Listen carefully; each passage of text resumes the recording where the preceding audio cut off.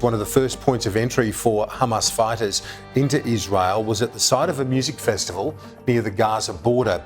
Young people tried desperately to run for safety, but many couldn't escape. At least 260 were killed.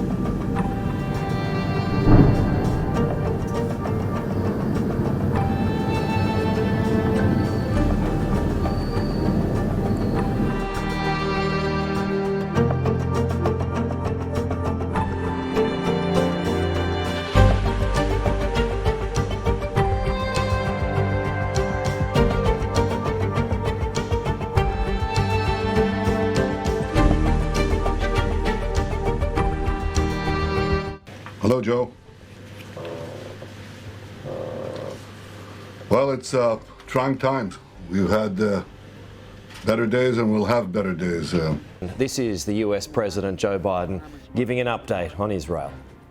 This is not about party or politics. This is about the security of our world, security of the United States of America.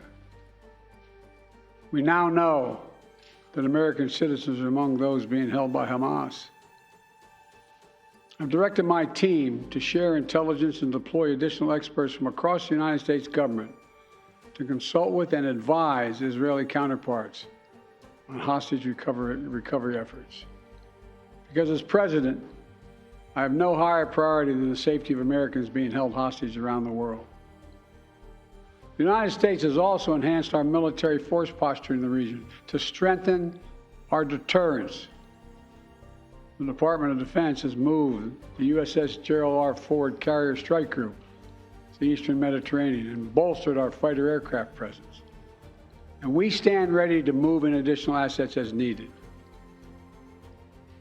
Let me say again, to any country, any organization, anyone thinking of taking advantage of this situation, I have one word: don't. Don't. Our hearts may be broken, but our resolve is clear. Yesterday, I also spoke with the leaders of France, Germany, Italy, and UK to discuss the latest developments with our European allies and coordinate our united response. This comes on top of days of steady engagement with partners across the region. We're also taking steps at home.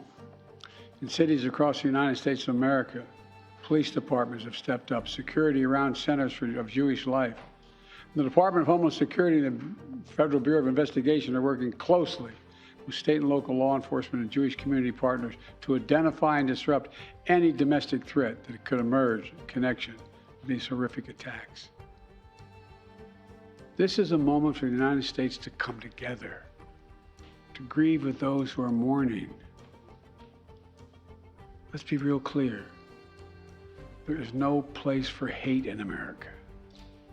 Not against Jews, not against Muslims, not against anybody. We reject. What we reject is terrorism. We condemn the indiscriminate evil, just as we've always done. That's what America stands for.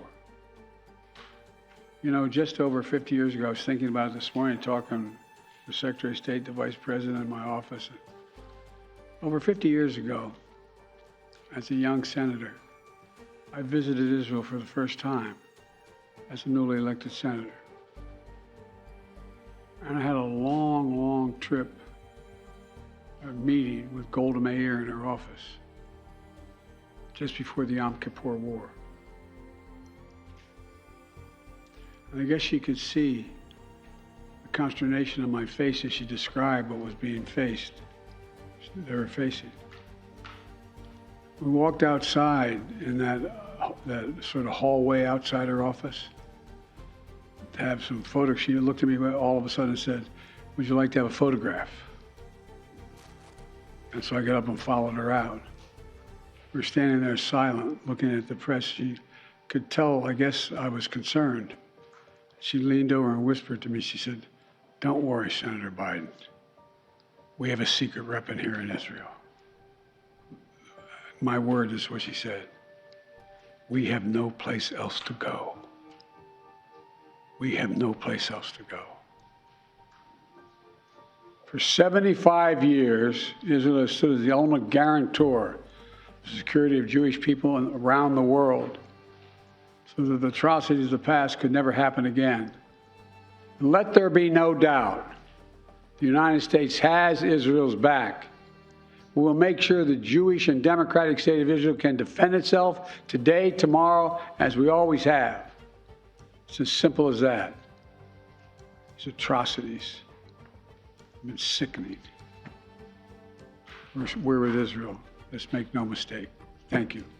Mr. President, what was your reaction? Full throttle support there from the US President Joe Biden for Israel. We stand with Israel, he said a few times, without saying much more in terms of what he's going to do, outlining the fact that there is an aircraft carrier, fighter aircraft, extra fighter aircraft have been sent into the region, as well as more assets that the US stands ready to move into the region. But the US President Joe Biden there saying that he's been speaking with his counterparts in Europe and Israel, as well as the UK too, and coordinating a response. So more details on that may well come in the coming hours and the coming days.